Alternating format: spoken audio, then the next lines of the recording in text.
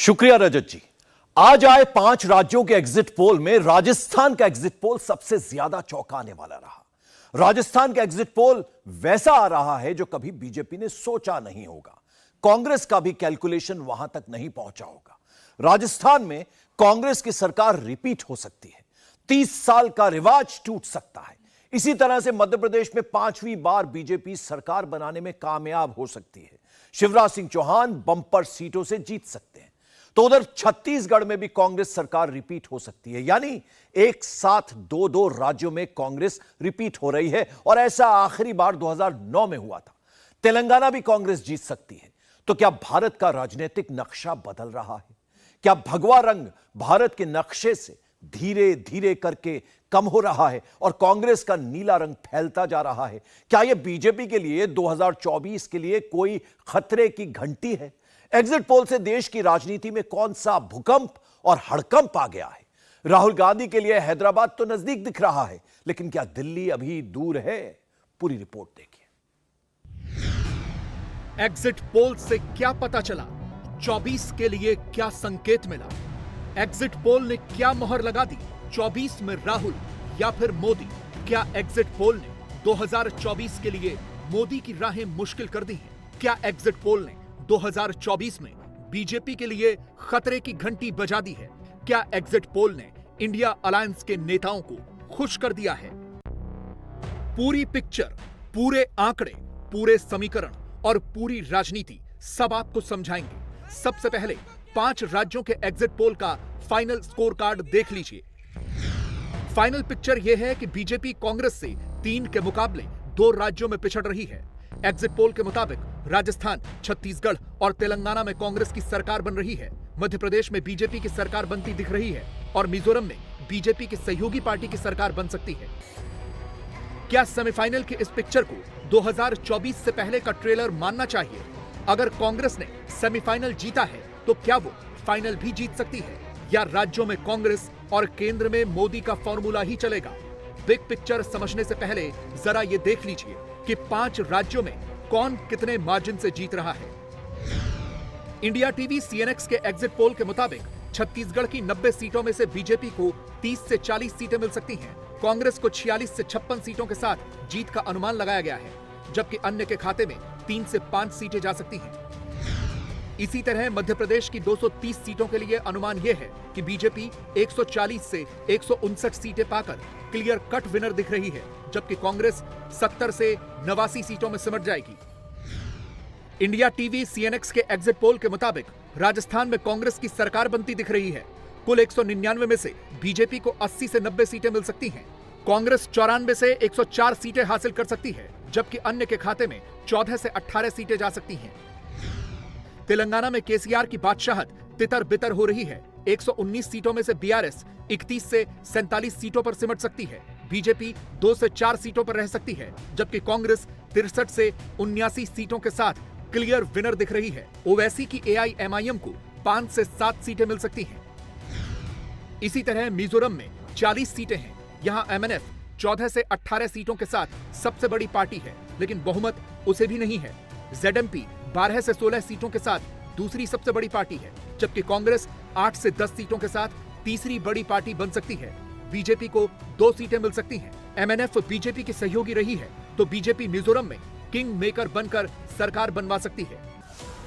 यानी फिलहाल तो ऐसा लग रहा है कि सत्ता के सेमीफाइनल की क्लियर कट विनर कांग्रेस ही है। बीजेपी के लिए अगर कहीं थोड़ा बहुत सेलिब्रेट करने के लिए है तो वो मध्य प्रदेश है, जहां वो बम्पर जीत रही है। बीजेपी से गलती कहां हो गई और कहां कमी रह गई, इस पर बात करने से पहले जरा तेजी से बदलते हुए देश के राजनीतिक नक्शे को भी देख लीजिए। देश के पॉलिटिकल मैप की बात करें तो अभी 10 राज्य बीजेपी शासित हैं। उत्तराखंड, हरियाणा, उत्तर प्रदेश, मध्य प्रदेश, गुजरात, अरुणाचल प्रदेश, असम, मणिपुर, त्रिपुरा और गोवा। और 4 राज्यों में बीजेपी सहयोगियों के साथ मिलकर सरकार चला रही है। महाराष्ट्र, मेघालय, सिक्किम और नागालैंड। जबकि कांग्रेस की बात करें तो कांग्रेस देश के 5 राज्यों में अपनी सरकार चला रही है। हिमाचल प्रदेश, राजस्थान, छत्तीसगढ़, कर्नाटक और अब तेलंगाना में भी कांग्रेस की सरकार बन सकती है, जबकि 4 राज्यों में वो सहयोगियों के साथ मिलकर सरकार चला रही है। तमिलनाडु, पुडुचेरी, बिहार और झारखंड। देश का लेटेस्ट पॉलिटिकल मैप देखकर आप समझ सकते हैं कि तस्वीर कैसे तेजी से बदल रही है। यह कहा जा रहा है कि बीजेपी के लिए 2024 में खतरे की घंटी हो सकती है। यह कैसे संभव होगा, यह समझने के लिए आपको देश के पॉलिटिकल मैप के हिसाब से लोकसभावार सीटें देखनी होंगी।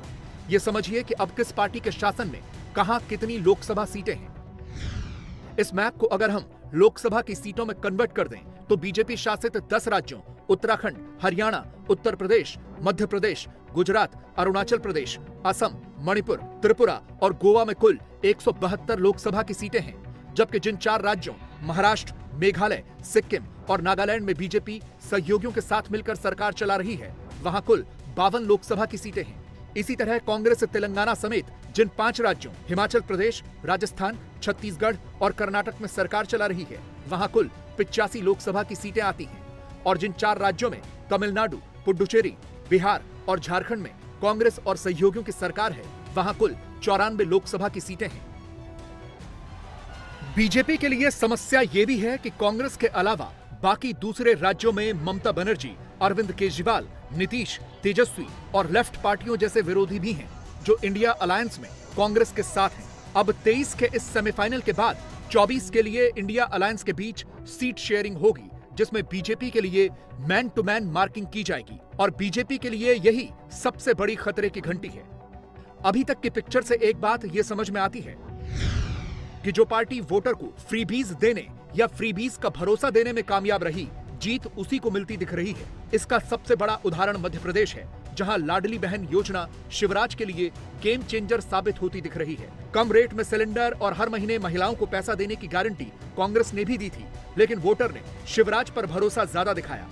इसी तरह से राजस्थान में सस्ता सिलेंडर और पैसे की गारंटी वाली योजनाओं पर वोटर ने ज्यादा भरोसा दिखाया है। छत्तीसगढ़ में भूपेश बघेल की 200 यूनिट फ्री बिजली की योजना काम करती दिखी है। तेलंगाना में कांग्रेस के लिए महिलाओं को 2,500 रुपए प्रति महीने और 500 रुपए में गैस सिलेंडर देने का वादा काम करता हुआ दिखा है। मोदी के विरोधी अब उसी ट्रैक पर चल रहे हैं जिस पर मोदी पिछले कई सालों से दौड़ रहे हैं। मोदी की हर योजना के फोकस में सिर्फ गरीब और आम आदमी होता है। 2024 के चुनावों से पहले मोदी देश की 12,000 पंचायतों में अपनी केंद्र सरकार की योजनाओं की जानकारी पहुंचा रहे हैं। खुद गरीब, किसान, युवा, महिला, हर वर्ग के लोगों से सीधा मैसेज दे रहे हैं कि जात पर न पात पर मुहर लगेगी विकास पर। मेरे लिए देश की सबसे बड़ी 4 जातियां हैं। मेरे लिए सबसे बड़ी जाति है गरीब, मेरे लिए सबसे बड़ी जाति है युवा, मेरे लिए सबसे बड़ी जाति है महिलाएं, मेरे लिए सबसे बड़ी जाति है किसान। इन 4 जातियों का उत्थान ही अगर भारत को विकसित बनाएगा, और अगर 4 का हो जाएगा ना, इसका मतलब सबका हो जाएगा। इस देश का कोई भी गरीब, चाहे वो जन्म से कुछ भी हो, मुझे उसका जीवन स्तर सुधारना है। गरीब हो, युवा हो, महिलाएं हो और किसान, ये 4 जातियों को मैं जब तक मुश्किलों से उबार देता नहीं हूं, मैं चैन से बैठने वाला नहीं हूं। बस आप मुझे आशीर्वाद दीजिए ताकि मैं उतनी शक्ति से काम करूं कि इन 4 जातियों को सारी समस्याओं से मुक्त कर दूं। मोदी का यही कॉन्फिडेंस तो विरोधियों को हिलाता है, क्योंकि उन्हें भी यह समझ में आता है कि एग्जिट पोल का आंकड़ा असल नतीजों में पलट भी सकता है। इसीलिए कांग्रेस के लिए राजस्थान अभी भी फंसा हुआ दिख रहा है, और उसकी वजह है अलग अलग एग्जिट पोल्स।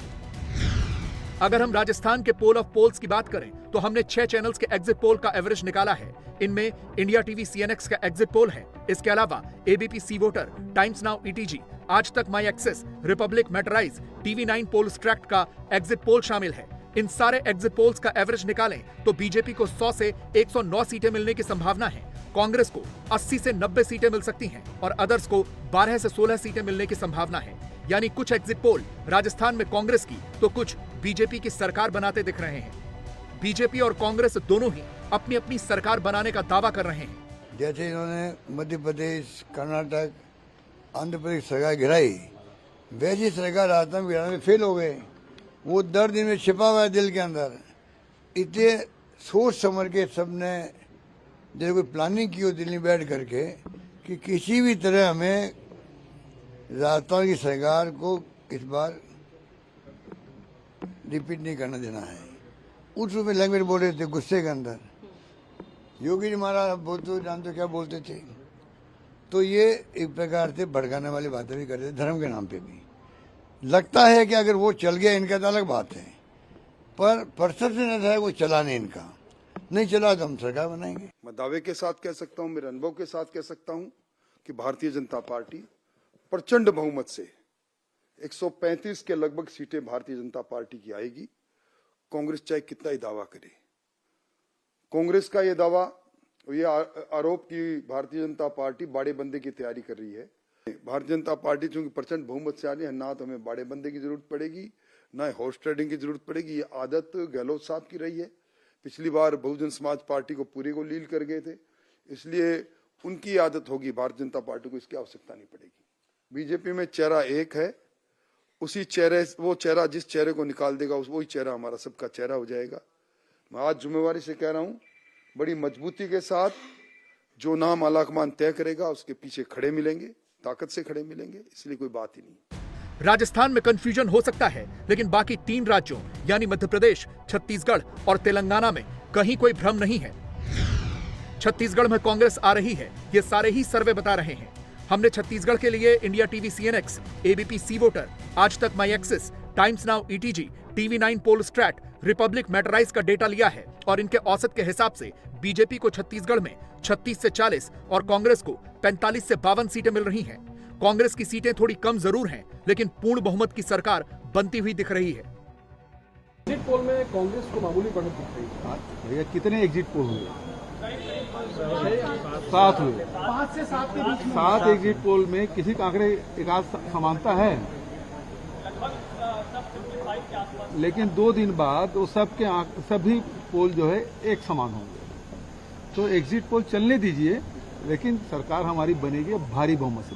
सर फिर चर्चा ये हो रही है कि Bharatiya Janata party mission lotus की तैयारी कर रही है, तो यहाँ से कांग्रेस अपने विधायकों को शिफ्ट करने की कुछ बिल्कुल करने की जरूरत नहीं है और वो नहीं कर पाएंगे। पूरी बहुमत है, अपनी मेहनत पे हमको विश्वास है और जनता पे भरोसा है। जो गैप दिखाया जा रहा है, वो चाहे सरगुजा का हो चाहे बस्तर का हो, उन सीटों को यदि एनालिसिस किया जाए तो उससे बड़ा स्पष्ट होता है कि भारतीय जनता पार्टी और ज़्यादा सीटों में जीतेगी और कहीं न कहीं 52 से 55 सीटों पर भारतीय जनता पार्टी बढ़त लेकर स्पष्ट बहुमत से छत्तीसगढ़ में सरकार बनाने जा रही है। सर्वे की रिपोर्ट में कांग्रेस को आते हुए दिखाया जा रहा है, 42 तक आते हुए दिखाया जा रहा है, और कहा 75 पार करने वाले 40 में आके रुके हुए हैं। ये एग्जिट पोल का नतीजा है। जो 3 तारीख को जो नतीजा आएगा उसमें तो और चमत्कारिक होगा। ये 40 नहीं, ये 35 से नीचे जाने वाली है कांग्रेस, क्योंकि ये 40 तक भी नहीं पहुंचेगी। मैं स्पष्ट रूप से आज आपको कह रहा हूँ, 3 तारीख के नतीजे आपको दिखाएंगे। छत्तीसगढ़ की तरह ही मध्य प्रदेश में भी कोई कंफ्यूजन नहीं है। एक कोने से सभी बता रहे हैं कि मध्य प्रदेश में शिवराज मामा की सरकार 5वीं बार बनने जा रही है। मध्य प्रदेश के लिए हमने India TV CNX, Aaj Tak Axis, Times Now ETG, TV9 Polstrat और रिपब्लिक मैटराइज का डेटा लिया है। पोल ऑफ पोल्स बताता है कि बीजेपी को 230 में से 125 से 135 और कांग्रेस को 95 से 104 सीटें मिल सकती हैं। मैंने पहले ही कहा था, मध्य प्रदेश में कोई कांटे की टक्कर नहीं है। भारतीय जनता पार्टी भारी बहुमत से जीतेगी। प्रधानमंत्री जी के प्रति प्रेम, उनका नेतृत्व, अमित शाह जी की रणनीति, नड्डा जी का मार्गदर्शन, कार्यकर्ताओं का अनथक परिश्रम और हमारी प्रदेश की सरकार की अनेकों योजनाएं जिनने जनता की जिंदगी बदली है और विकास, ये स्पष्ट बताते थे कि भारतीय जनता पार्टी भारी बहुमत से जीतेगी। मैं तो हमेशा आत्मविश्वास से भरा रहा और मैंने सदैव कहा कि जो एग्जिट पोल कह रहा है वो लगभग जन भावनाएं हैं और हम भारी बहुमत से जीतेंगे। अब बीजेपी के जितने मंत्री हैं ये अलग अलग फिगर बता रहे हैं, उनको पता ही नहीं है कि वस्तुस्थिति क्या है। क्योंकि इनकी जमीन खिसी हुई है। और इस चुनाव के अंदर एग्जिट पोल में आपको आज ये दृश्य देखने को मिलेगा कि जो मैं बार बार कहता रहा हूँ कि कांग्रेस को 114 नहीं 174 से ज़्यादा सीटें आएंगी और कमलनाथ जी के नेतृत्व में सरकार बनेगी। भारतीय जनता पार्टी का समय समाप्त हो गया। इसी तरह तेलंगाना में भी सारे ही एग्जिट पोल कांग्रेस की सरकार बना रहे हैं। यह साफ दिख रहा है कि 10 सालों के बाद केसीआर तेलंगाना की सत्ता से जा रहे हैं। 5 एग्जिट पोल्स का एवरेज बता रहा है कि तेलंगाना में बीआरएस को 41 से 45 सीटें मिल सकती हैं, वहीं कांग्रेस को 60 से 70 सीट के साथ क्लियर मेजॉरिटी मिल सकती है। बीजेपी को 4 से 8 सीटें और अदर्स को 6 से 8 सीटें मिलने की संभावना है। तेलंगाना में अगर कांग्रेस की सरकार बनी तो ओवैसी को भी बहुत ज्यादा मुश्किलें होंगी, क्योंकि वो सीधे केसीआर के साथ गठबंधन में हैं। ओवैसी आखिरी उम्मीद नहीं छोड़ना चाहते हैं। 10 साल केसीआर सरकार में यहाँ के किसान युवता बहुत सारे दिक्कत उठाए। इस वोट से मेरा सबसे ज्यादा उम्मीद है जो पहली बार वोट मिला उन लोग अभी तेलंगाना के भविष्य आगे ले जाने वाले हैं। आप 2/3 मेजॉरिटी से कांग्रेस पार्टी सरकार बनेगी। भारत जोड़ो यात्रा के बाद तेलंगाना में बहुत सारे बदलाव आए। अभी जैसा जैसा यहाँ के party BRS, BJP and MIM मिलकर कांग्रेस पार्टी को हराने के लिए कोशिश कर रहे। दिसंबर 9 को हमारी सरकार बनेगा तो अभी केसीआर को कुछ बोलने से भी कोई फायदा नहीं है, क्योंकि is outgoing chief minister, he doesn't have any role to play and he doesn't have any interest to play also. Politics is the art of possible. कोई ऐसा रूल तो नहीं है कि कोई 3 मर्तबा नहीं बन सकता। भाई ज्योति बासु बने, नवीन बाबू उड़ीसा में बन रहे हैं, फिर एक नॉर्थ ईस्ट के भी एक मुख्यमंत्री थे। तो और मुझे यकीन है कि तेलंगाना में तेलंगाना की आवाम ये देख चुकी है, देख रही है कि पिछले 10 साल में जो प्रोग्रेस हुआ है, प्रॉस्पेरिटी हुई है, अमन जो यहाँ पर रहा है, कोई गड़बड़ कोई नहीं कर सका। और अभी स्टेट में एक कंटिन्यूएशन की ज़रूरत है, उन्हीं चीज़ों को लेकर आगे बढ़ना है। तो मुझे लगता है कि वो जो नहीं हुआ, जो 2 मरतबा के बाद नहीं, वो होगा, तीसरे मरतबा भी होगा। दावा ये कि विकास नहीं हुआ सर, भ्रष्टाचार हुआ। एक पर्टिकुलर फैमिली को इसका लाभ मिला जिसके आप फ्रेंडली पार्टनर। ये कांग्रेस में परिवार नहीं है, राजस्थान में परिवार नहीं है बीजेपी के पास, परिवार क्या महाराष्ट्र में नहीं है, हर जगह पर ये हो रहा है। लेकिन बड़ा सवाल यही है कि क्या 2023 का ये सेमीफाइनल 2024 में मोदी के लिए रेफरेंडम माना जाएगा? ये कहना बहुत ज्यादा जल्दबाजी इसलिए होगा क्योंकि 2018 में भी तो यही हुआ था। 2018 में भी मोदी छत्तीसगढ़, राजस्थान और तेलंगाना हार गए थे, लेकिन 2019 में जब लोकसभा चुनाव हुए तो मोदी को यहीं से बम्पर वोट मिले। छत्तीसगढ़ की 11 में से 9 सीटें बीजेपी ने जीती, कांग्रेस को सिर्फ 2 सीट मिल पाई। इसी तरह राजस्थान की 25 में से 24 सीटों पर बीजेपी और 1 पर बीजेपी की सहयोगी पार्टी को जीत मिली, कांग्रेस 1 भी सीट नहीं जीत पाई। तेलंगाना में भी बीजेपी को 17 में से 4 सीटें मिली, सीधे 3 सीटों का फायदा मिला। अगर 2024 में भी 2019 वाला ये नतीजा काम किया तो मोदी को कहीं कोई खतरा नहीं होने वाला है।